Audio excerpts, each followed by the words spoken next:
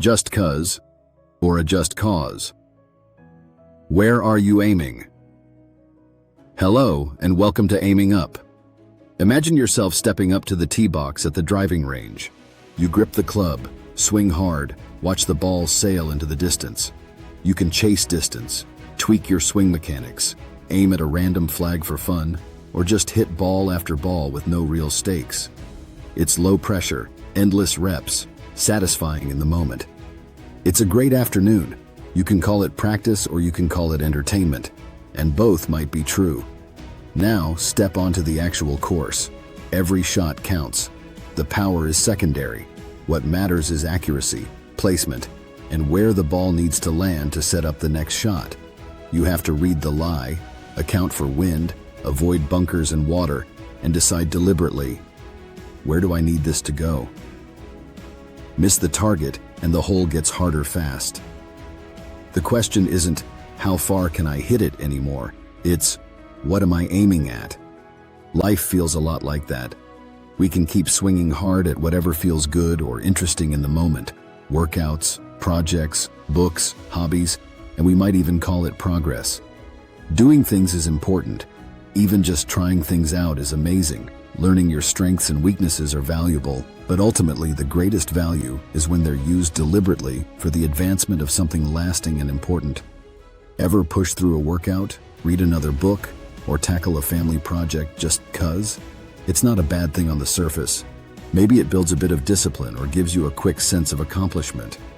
But if it's not connected to something deeper, like lasting stamina for the people you love, or helping others navigate life with less friction, it often ends up as a blip, energy spent that could have stacked toward a more meaningful arc in your life. One little apostrophe separates random drifting from a vision worth decades of deliberate contribution. Just 'cause becomes just cause. Simon Sinek calls the anchored version a just cause, and in the infinite game, it's the first practice that gives direction when there are no tidy finish lines. In fact, we don't want finish lines. To be clear, I'm not against trying new, even random things. Variety keeps life interesting. Picking up a random hobby, saying yes to an unrelated project, chasing something that just looks fun or intriguing. That's the spice of life, and those experiments can teach us a ton or even spark unexpected paths.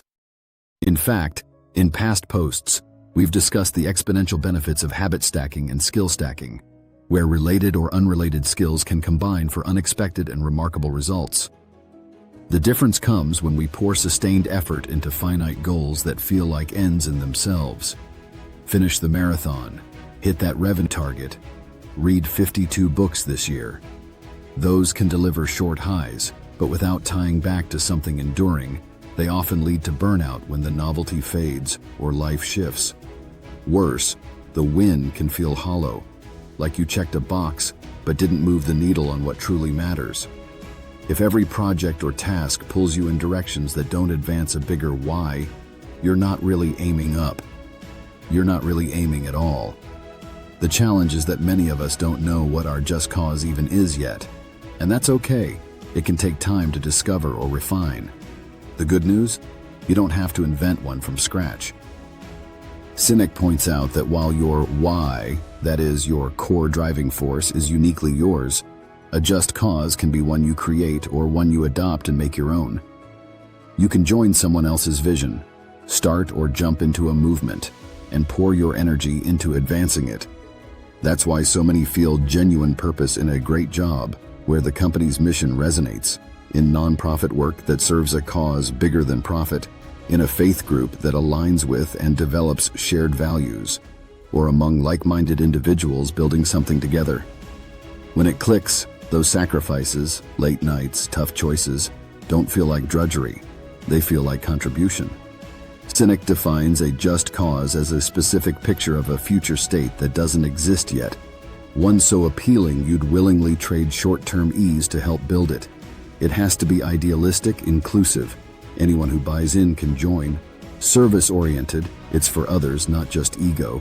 Resilient, it survives changes. And always pointing towards something positive. In business, this keeps companies enduring instead of chasing quarterly crowns. Sinek points to several businesses. Patagonia anchors to protecting the planet. They'll limit production, sue when needed, or donate profits because the cause matters more than immediate margins. Apple, in its early days under Jobs, aimed at empowering individuals to stand up to big institutions through technology, not just selling boxes. Lego commits to inspiring builders of tomorrow, guiding everything from physical bricks to digital creativity. These aren't about being the best this year. They're commitments that adapt, inspire loyalty, and outlast market whims. That same logic hits home, personally. I've spent plenty of time in just 'cause mode, starting exercise streaks that fizzled, journaling sporadically, or prepping meals without asking why these. They weren't harmful, but they crowded out what could endure. Energy for family adventures, healthy longevity, work that eases others' paths. Without a just cause as an anchor, growth feels like a treadmill, exhausting, directionless, full of opportunity costs. With one, mine or one I join, even imperfect steps compound towards something with purpose and endurance. For as long as I can remember, I've joked that I'm still trying to figure out what I want to be when I grow up. I think the disconnect, the uncertainty, is my desire to find that just cause. It took me wrestling with unwritten drafts to work out even the direction of my just cause. Have you ever sought purpose and meaning? Early versions were too self-centered, and they threw my balance off for a stretch until I refined it to share practical tools that help people build lives with less unnecessary friction and more real purpose. In short, I want to help people aim up. It's service-focused, resilient enough for life's curveballs, and humbling. Progress is uneven. Some days feel like 2 steps back. I can't do it alone. There's no set path, but it guides choices, like carving out time for this post over easier distractions. What I am when I grow up can change. What I want to do isn't going to. Let's build yours. No pressure for perfection, just honest reflection. Pick one domain where things feel scattered. Something like health, relationships, learning, politics, community, or career. Dig in. What ideal future state pulls at you enough to skip the easy outs? Who benefits beyond just you? Does someone else's vision already give you that pull? Maybe a cause at work, in your community, or a group you admire? Ask why until you get to the root. Shape it into one clear sentence, starting with an action verb like build, cultivate, or advance. Make it vivid, timeless, and others-oriented. Here are some starting points. They're not ready to adopt, but could point you in a good direction. Here's a health example. Work with my community to develop the resilience and mobility to stay engaged and supportive through every stage of aging. And a relationship example. Engage with teams to nurture connections that adapt and grow stronger amid shared challenges. A learning or work example. Helps others face daily hurdles with more clarity and calm by pursuing and sharing knowledge. Or adopted example. If a nonprofit's mission resonates, something like make clean water accessible so families everywhere can thrive without that basic worry. Run it through a quick gut check. Does it demand real trade-offs, like saying no to some things? Does it serve something bigger than ego? Will it hold up if life shifts? Does it require or allow or prevent flexibility in actions? Does it have a finish line? Then tie in small daily rituals that point the same direction. No heroics, just consistent deposits. Here are some examples. For resilience mobility, a 5-minute breath or stretch break, simply noticing how it shifts your energy. For connections, one genuine listening moment without jumping to a fix or advice. For sharing knowledge, 10 to 15 minutes exploring something curious, then jotting one takeaway to pass on later. These aren't checkboxes to show a win. They're quiet ways to keep playing better, adjusting when you miss a day, because you will. The anchor makes restarts easier. No guilt spiral, just realignment. I'm not exercising to say I went to the gym. I'm exercising so that I have energy to play with my children, and perhaps, eventually, grandchildren.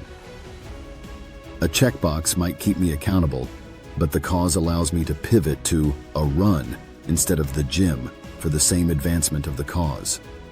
I should point out that just causes can be hierarchical. Helping people aim up doesn't preclude me from being healthy. developing strong bonds, finding hobbies, or any number of other important supporting practices. In fact, it kind of requires many of those things. Having no just cause likely means having scattered energy in those nagging "what was that for" moments. With one, whether homegrown or adopted, efforts gain quiet weight without the burden of perfection. It's not about arriving, it's about steady contribution to something that outlasts any single blip. If you're like me, figuring out your just cause is likely not going to be a quick and easy task, but even the process will provide direction to navigate the choices you make and the actions you take. Where you put your time and energy matters. For now, draft your one-sentence anchor this week, or identify ones you're drawn to, and tie in a related habit or ritual. Do things for a just cause, not just 'cause. Know where you're aiming and keep aiming up.